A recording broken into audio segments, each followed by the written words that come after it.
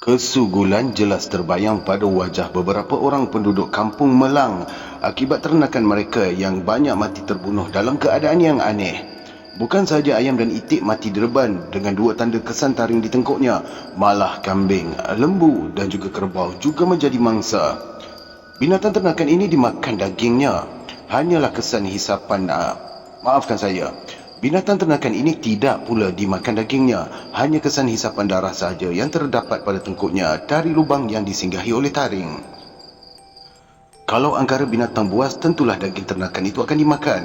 Pada mulanya mereka menyangkakan ular yang membuat angkara, disebabkan tidak ada tertelan ayam ataupun itik berkenaan, lalu diluahkan semula. Ayam sarik jebang yang mula-mula sekali disedari menjadi mangsa tersebut. Memang pada sangkaan sarik jebang yang ular sawa yang menangkap ayamnya, sebab ada kesan dua lubang di tengkuknya bekas gigitan taring. Mungkin ular berkenaan kecil, maka tidaklah mampu untuk dia menelan ayam bapa kepunyaan sarik jebang. Tetapi pada malam esoknya, bapa itik Siti Mahjuling pula menjadi mangsa serupa seperti yang dialami oleh sarik jebang. Kemudian kambing bibah uban pula sampai 2 ekor terbungkang di dalam reban. Mulalah penduduk-penduduk Melang menjadi gempar. Mereka berasa heran apakah binatang yang tidak memakan mangsanya cukup dengan menghisap darah di kepala. Belum pernah sebelum ini pun kampung Melang menghadapi keadaan tersebut. Hinggalah lembu jantan tengah naik badan kepunyaan Pak Teh Akin, ayah Hasim, menjadi mangsanya. Menangis orang tua itu melihat lembu jantannya tergolek di dalam kandang. Terdapat 2 lubang di tengkuk lembu itu yang masih mengalirkan darah. Itulah puncanya mereka satu kampung bermufakat mencari bomoh untuk menentang musuh tersebut. Pihak pejabat haiwan pun hairan dengan kejadian itu, kerana dari kajian saintifik tidak ada pula bukti yang boleh dijadikan asas maklumat. Hasim menceritakan masalah di kampung ini kepada Jali, maka Jali pun terus mengajak Hasim menemui saya. "Jauh juga kampung ni Pak Hid," beritahu Hasim kepada Pak Hid yang duduk di belakang kereta. Kami ke kampung Melang menaiki kereta Jali. Saya duduk di hadapan. Kerana kebiasaan saya, ke mana saja saya menumpang kawan-kawan, saya pasti akan duduk di hadapan. Saya tak bolehlah duduk di belakang kerana mudah muntah. "Berapa jauh agaknya?" soal saya pula. "Kira-kira 32 kilometer," beritahu Hasim mendekatkan kepalanya ke sandar belakang saya. Aku tak tahu kalau berkilo-kilometer ni," rungok Pak Hid pula. "Cuba cakaplah berapa batu, kalau kira batu barulah aku tahu," katanya tersengih-sengih menyeringai giginya rongak. "Agaknya 20 batu lebih kot," jelas saya supaya Pak Hid tidak bertanya lagi. Pada Sabtu itu kira-kira pukul 4.30 petang, kami sampai di rumah Pak Teh Akin. Dia diberitahu oleh Hasim mengenai kedatangan kami. Terlalulah gembira Pak Teh Akin melihat saya dan Pak Hid yang diperkenalkan oleh Hasim kepadanya. Tetapi saya menjelaskan kepada Pak Teh Akin, kedatangan saya dan Pak Hid hanya untuk melihat-lihat saja, bukannya menjadi bomoh seperti yang didakwa oleh Hasim. Bagaimanapun Pak Teh Akin tidak percaya dengan penjelasan saya itu. Dia yakin yang saya dan Pak Hid akan dapat menghindarkan malapetaka yang menimpa ternakan mereka di kampung itu.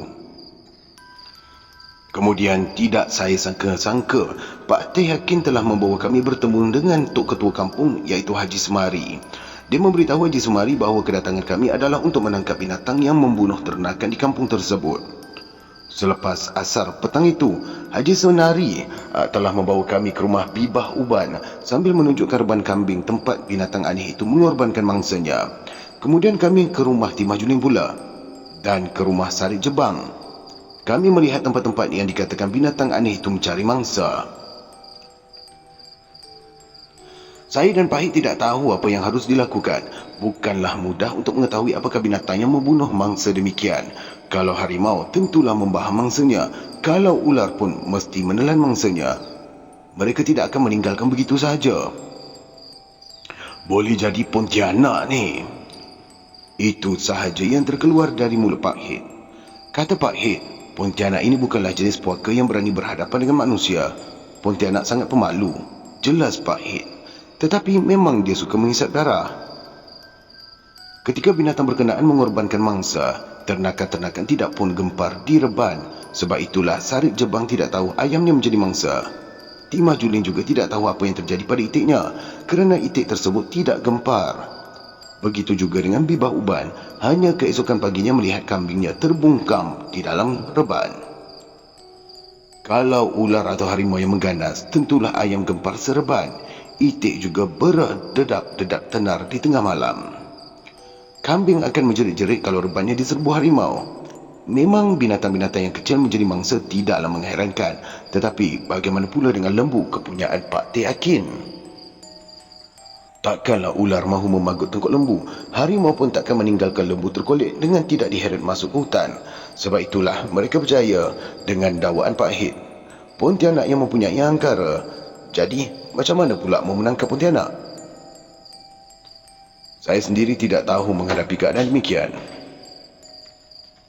Apa yang saya lakukan selama ini hanya menghalang syaitan mengganggu manusia apabila syaitan berkenaan berjaya merasuk mereka yang lemah semangat.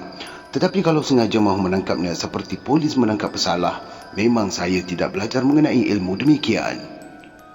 Tidak tahulah saya kalau Pak Hit boleh melakukannya. Sebab itulah dari awal-awal lagi saya sudah terangkan kepada Hasim, jangan membesar-besarkan cerita mengenai diri saya dan Pak Hit. Bimbang juga saya kalau penduduk di Kampung Melang menaruh kepercayaan yang besar terhadap kami. Macam mana ni Pak Hit? Bisik saya kepadanya. Ustaz lagi tahu daripada aku. Balasnya menyinggung bahu saya. Aku ikut aja apa yang Ustaz buat. Katanya mula mencari helah. Wish, saya pun tak tahu nak buat apa ni. Ujar saya mengeluh pendek. Aku lagi tak tahu. Katanya tersengih-sengih. Saya memberitahu Hasim mengenai keputusan tidak sanggup mahu mengatasi masalah tersebut. Pak Hit juga menyuruh mereka mencari bomoh yang lebih handal. Tetapi Pak Teh Hakim masih tidak percaya dengan pengakuan saya. Sambil menganggapnya sebagai helah tidak mahu menonjol-nonjolkan diri. Haji Semari sendiri yakin saya atau Pak Hit akan melakukannya. Boleh jadi keyakinan Haji Semari hanya untuk tidak mahu menyinggung perasaan kami saja. Mau tidak mau, malam minggu itu, saya bersama dengan Pak Hit, Hasim dan Jali sama-sama berjaga di dalam kampung dengan penduduk-penduduk kampung yang lain. Memang mereka berazam untuk menangkap siapakah yang punya angkara yang memusnahkan ternakan orang kampung. Ada juga yang menyangka ianya perbuatan harimau jadian, tetapi kononnya harimau jadian tidak akan meninggalkan mangsanya begitu sahaja. Dia akan membaham daging lembu yang dibunuhnya. Pelik sungguh. Apakah jenis binatang yang hanya menghisap darah mangsanya saja? Orang-orang kampung berpendapat ada sejenis binatang yang seakan-akan tupai yang mereka panggil manggar perahu. Memang menangkap mangsanya demikian. Dia akan menangkap kepala mangsanya seperti itik ataupun ayam dan menghisap darahnya. Kemudian dia akan lari meninggalkan mangsanya kerana dia tidak memakan daging. Bukan saja itik atau ayam, malah kalau bertemu ular pun binatang ini akan bertindak demikian. Tetapi bagaimana pula dengan kambing dan lembu yang turut sama menjadi mangsa? Binatang ini kecil saja, iaitu seakan-akan tupai atau bentuknya sama dengan cerpelai di India. Adakah binatang sebesar ini boleh menjadikan lembu atau kambing sebagai mangsanya? Apa fikir Ustaz? Jali bertanya semasa bersama-sama berjalan di dalam gelap untuk mencari punca gangguan ke atas ternakan itu. Tak tahulah saya. Keluh saya perlahan. Saya dan Jali mengikut Sarik Jebang berkawal di baruh kampung, manakala Pak Hit dan Hasim pula mengikut Pak Teh menyusur di bahagian darat arah ke kubur. Ustaz fikir binatang buas ke? Tanya Jali kepada saya. Entahlah, sahut saya yang masih bingung memikirkannya. Boleh jadi juga kalau apa, macam kata Pak Hit tu. Kata Sarik Jebang yang berjalan di depan kami. Kalau binatang tu ada kesan jejaknya dalam reban kan? Ujarnya bila mengenang balik kejadian yang menimpa ayamnya di reban. Benar juga seperti kata Sarik Jebang, masakan pula binatang buas tidak meninggalkan jejak apabila membunuh mangsa. Kalau ular pun sudah tentu ada kesan dia menjalar. Begitu juga kalau harimau, tentu lebih jelas tapak kakinya di reban kambing Bibah Uban. Anehnya, tidak ada sebarang kesan jejak pun di situ. Malam itu penduduk-penduduk kampung berpecah empat. Hendak meronda di sekitar kampung. Masing-masing mahu memastikan apakah binatang atau bukan binatang yang melakukan angkara tersebut. Boleh jadi musuh yang masuk ke reban itu tidak disangka-sangka menyebabkan ternakan tidak gempar. Oleh itu sekiranya meronda, tentulah dapat juga didengar di mana ada gangguan ke atas ternakan. Saya bersama Jali dan Sarik Jebang menyusur masuk ke belakang rumah Sarik Jebang. Lama juga kami mengendap reban ayam, tetapi tidak ada bunyi ayam yang berkiuk. Selepas itu kami menuju ke rumah Bibah Uban untuk memastikan reban kambing jadi diganggu ataupun tidak. Ketika sampai di selekoh yang dipenuhi belukar senduduk, kami bertembung dengan kumpulan samat traktor. Mereka bergegas mahu mencari kumpulan yang lain untuk memberitahu perkara yang menimpa Pak Hid. Tiba-tiba sahaja Pak Hid tidak sedarkan diri semasa mengendap kandang lembu Pak Teh Akin. Dia cepat-cepat dipapah naik ke rumah. Hasim disuruh oleh Pak Teh Akin memberitahu perkara Pak Hid ini yang tidak sedar diri kepada semua orang yang berkawal pada malam itu. Dengan kejadian menimpa Pak Hid itu, kisah mahu berkawal malam itu dilupakan sahaja. Masing-masing menjadi panik apabila Pak Hid tidak sedarkan diri. Apabila saya sampai di rumah Pak Teh Akin, saya lihat Pak Hid terlentang di hujung serambi. Dia tidak bergerak seperti orang tidur yang nyenyak. Kelihatan peluh mengalir pada dahi dan seluruh badannya. Pak Hid! Pak Hid! Saya memanggil dia. Dia tetap memejamkan mata. Rumah Pak Teh Hakim sudah menjadi tumpuan. Mereka yang tidak meneruskan kawalan datang ke situ apabila diberitahu mengenai kejadian yang menimpa Pak Hid. Pak Hid, oh Pak Hid, ulangi saya sambil memegang pergelangan tangannya. Ustaz, nak air sejuk? Tanya Jali di belakang saya. Saya menggelengkan kepala. Tidak perlu air sejuk kepada saya sebab Pak Hid bukannya sakit. Dia cuma tidak sedarkan diri. Boleh jadi disebabkan pitam akibat penat berjalan kerana saya lihat peluhnya banyak mengalir. Kemudian saya minta kain untuk mengelap peluh Pak Hid. Kira-kira setengah jam saya menunggu perubahan pada diri Pak Hid. Ternyata tidak ada perubahan. Dia terlentang juga, tidak bergerak sedikit pun. Apakah pula yang menimpa diri Pak Hid? Ini yang menjadi persoalan saya ketika ini. Bimbang juga saya kalau ada orang-orang menyalah anggap akan kedatangan kami seolah-olah menunjuk pandai di kampung orang. Oleh itu, mereka bertindak mahu menguji Pak Hid. Kalau boleh, tolonglah panggilkan siapa dukun kat sini. Pinta saya perlahan. Pak Teh ni lah dukun, ujar Haji Semari yang duduk di pangkal serambi. Silalah Pak Teh, silakanlah tengok Pak Hid ni. Saya memanggilnya dekat kepada Pak Hid.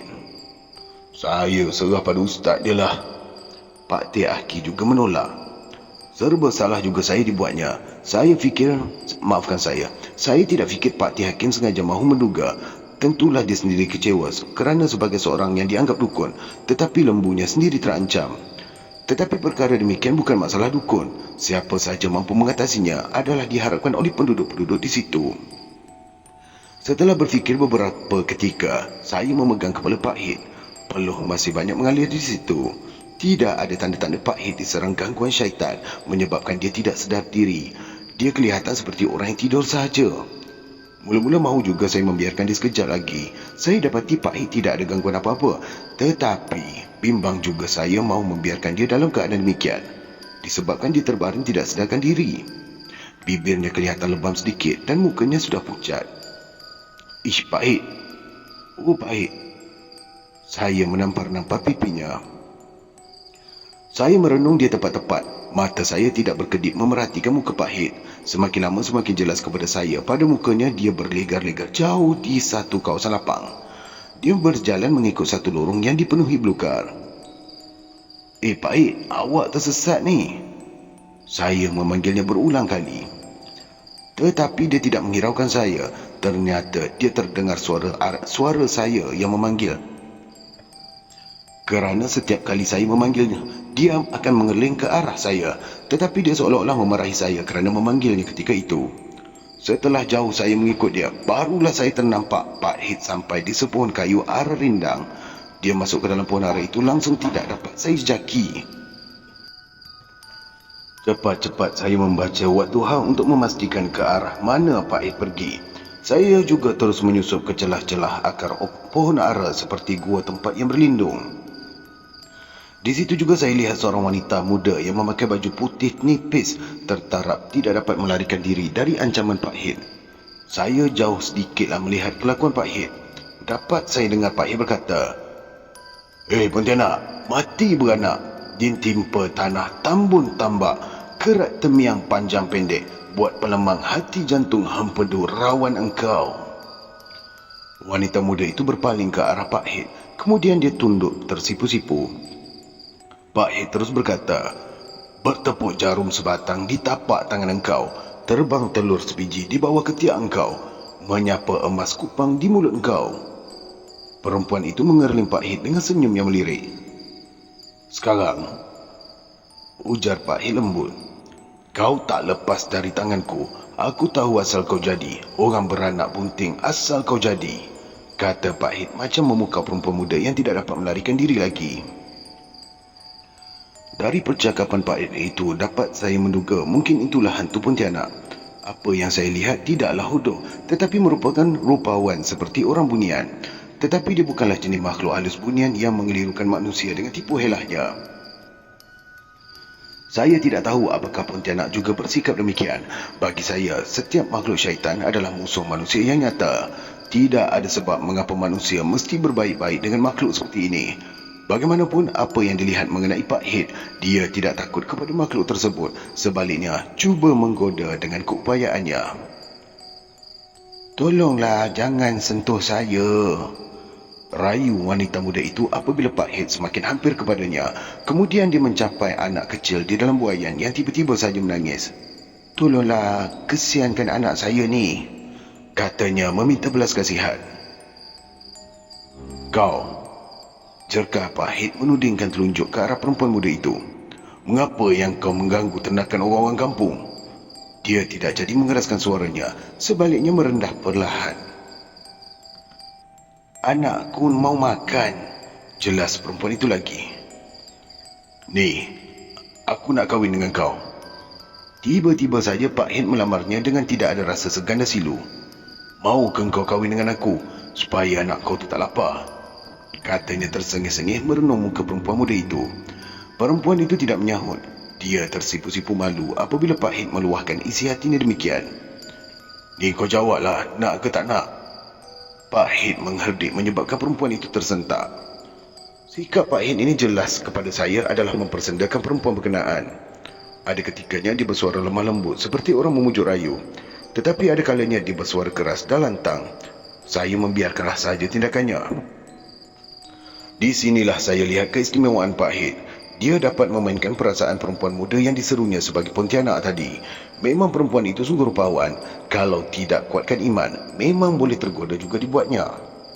Tetapi apabila Pak Hit mengajaknya berkahwin, ternyata dia menjadi gemetar. Dia begitu takut dengan perkataan kahwin itu. Anak kecil dalam buaian itu menangis terengek-rengek. Sekali-sekala perempuan itu mengilai ketawa bila Pak Hit memujuk rayunya. Tetapi dia cepat-cepat bertukar menjadi muram bila Pak Hit mahu mengahwininya. Apalagi bila Pak Hit mahu menyentuh tubuhnya. Kau malu ya? Ejek Pak Hit. Saya malu pada abang. Diri saya tak sama dengan abang, sahutnya menunduk sedih. Kau malu tengkuk kau berlubang? Kata Pak Hit sambil ketawa kecil. Dia tidak menyahut. Dia semakin gelisah apabila Pak Hit mendedahkan semua rahsia dirinya. Betul juga kata Pak Hit kepada saya bahawa Pontianak sebenarnya malu bertemu dengan manusia. Tetapi kerana manusia takut padanya, maka manusia yang lari hinggalah bayang sendiri pun disangka Pontianak. Memang Pak Hit ni sangat berpengalaman dalam menghadapi Pontianak. Saya lihat dia sentiasa mempermainkan Pontianak yang sudah terperangkap olehnya. Pontianak yang menjelma sebagai perempuan rupawan itu tidak dapat melarikan diri dari paksaan Pak Hit. Kau ni sebenarnya malu sebab tengkuk kau berlubang kan? Ulangi Pak Hit lagi. Dia mengangguk lemah kerana Pak Hit tahu akan rahsia dirinya. Kau berasal dari perempuan mati beranak bunting? Soal Pak Hit keras. Mengapa kau ganggu ternakan orang kampung? Tanya Pak Hit lagi. Anak saya lapar bang, jelasnya. Balik-balik anak lapar. Aku kata kahwin je dengan aku, bentak Pak Hit. Kemudian saya dengar Pak Hit berkata seperti orang, maafkan saya. Kemudian saya dengar Pak Hit berkata seperti orang yang membaca serapah. Datang kau dari Pencah Mahang, balik kau ke Pencah Mahang. Datang kau dari rimba sekampung, balik kau ke rimba sekampung. Datang kau dari langit hijau, sesak di purba nama engkau. Datang kau dari kayu tinggi, putri andam demi nama engkau. Datang kau dari mambang kuning, si kuning nama engkau. Datang kau dari tebing runtuh, si buaya nama engkau. Datang kau dari olak jeram, si deras nama engkau. Datang kau dari batu besar, si gagah nama engkau. Datang kau pagi, si geluguh, si gelagah nama engkau. Datang kau senja, si kilat-kilat nama engkau. Datang kau di hujan panas, singat singau nama engkau. Ketika ini, Pak Hit berkata demikian. Perempuan muda itu tertunduk menahan perasaan sebab di dadanya. Dia kelihatan sedih bila Pak Hit menyebut satu persatu rahsia dirinya. Cukuplah bang, jangan sebut lagi. Malu saya bang. Rayunya meminta belas kasihan dari Pak Hit. Belum sempat Pak Hit menjawab katanya itu, sekonyong-konyongnya kawasan gua itu bergegar seperti dilanda ribut.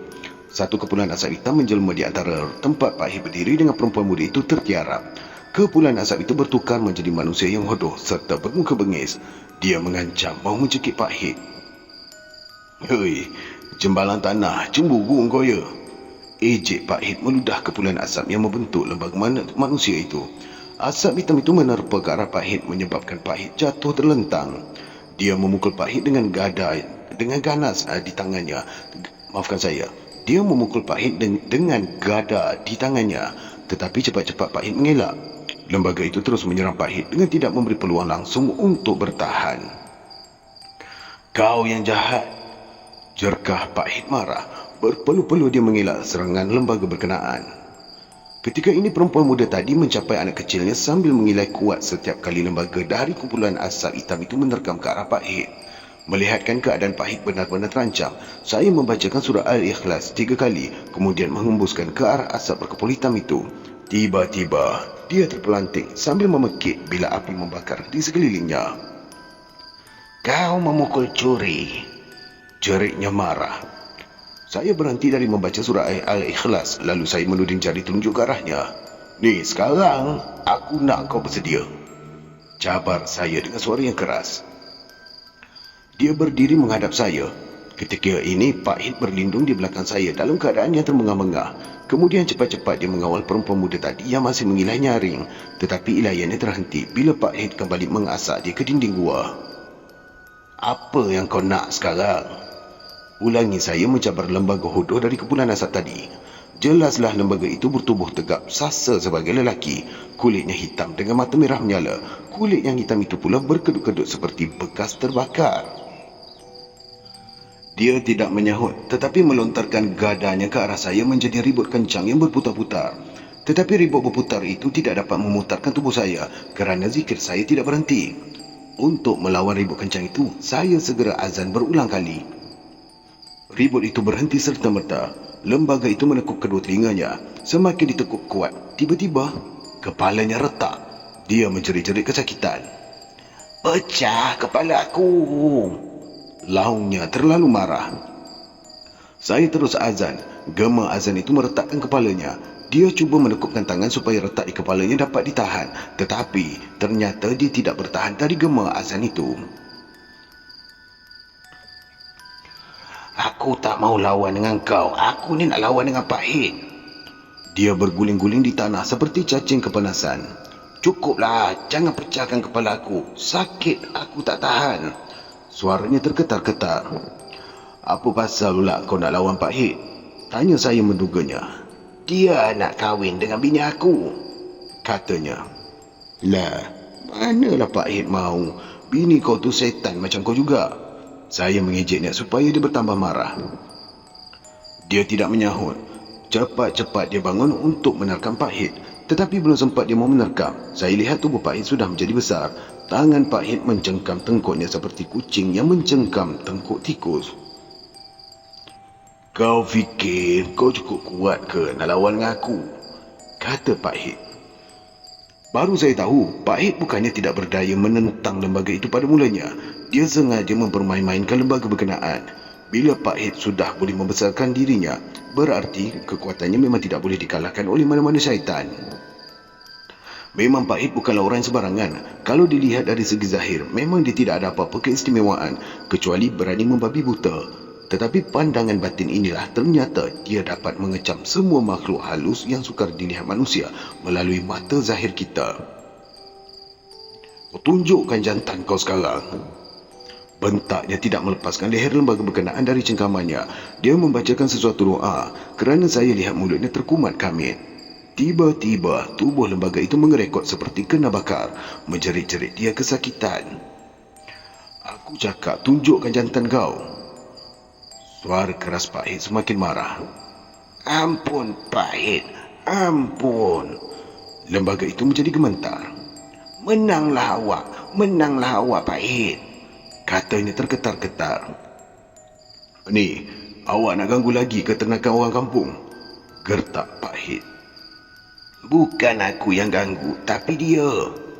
Ujarnya menunjuk ke arah perempuan muda yang tersedu-sedu mengendong anak. Lembaga itu terkial-kial juga kerana lehernya dicengkam oleh Pak Hit. Tubuh Pak Hit menjadi 10 kali ganda lebih besar dari tubuh lembaga berkenaan. Pak Hit memasukkan tubuh lembaga tersebut dalam genggaman tangannya, kemudian dihembuskan.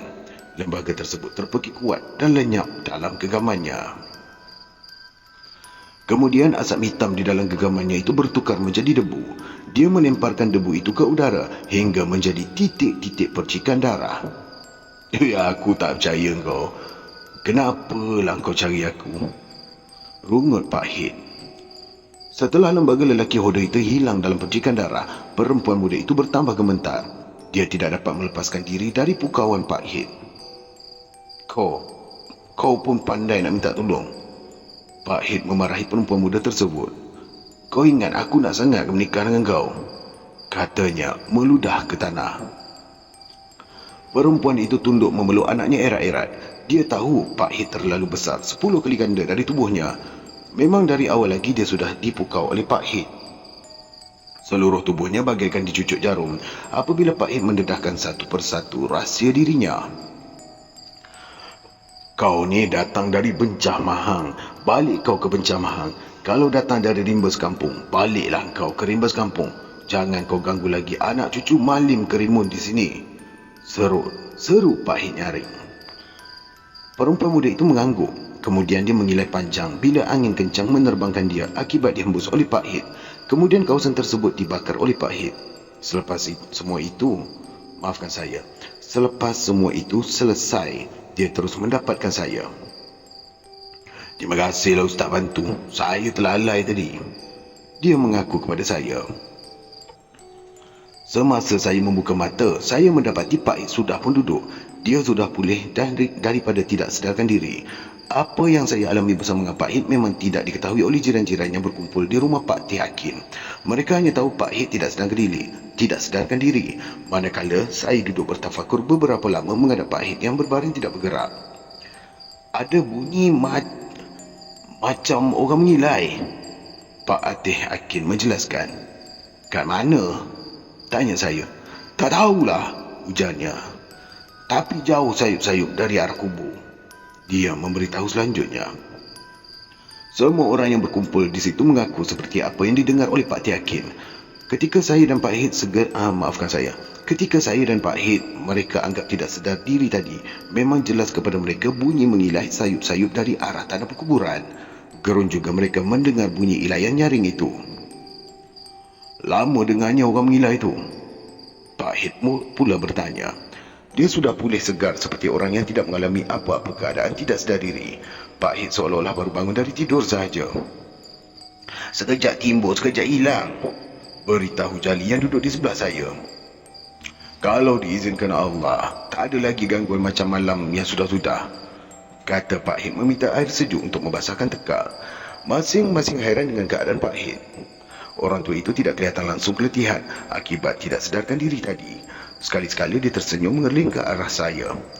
Sukar juga untuk saya mahu memberitahu mereka yang ada di situ bahawa Pak Hit bukannya diserang penyakit hitam hingga tidak sedarkan diri. Tentulah mereka tidak percaya kalau saya katakan Pak Hit tidak sakit. Sebenarnya Pak Hit sedang bertarung dengan syaitan setelah berjaya memerangkap rekannya. Memang ustaz kita ni hebatlah. Pak Hit tersengih-sengih menampar bahu saya. Semua orang hairan dengan kelakuan Pak Hit. Saya terdiam tidak dapat bercakap apa-apa kerana rahsia kami berdua tadi hanyalah kami berdua saja yang memahaminya. Mereka semua hanya yang menyangka Pak Hit benar-benar tidak sedarkan diri akibat pitam tadi bertambah hairan melihat Pak Hit berkali-kali menepuk bahu saya. Seolah-olah Pak Hit tahu apa yang berlaku kepadanya kerana tidak sedarkan diri tadi. Sebenarnya, memanglah Pak Hit tahu.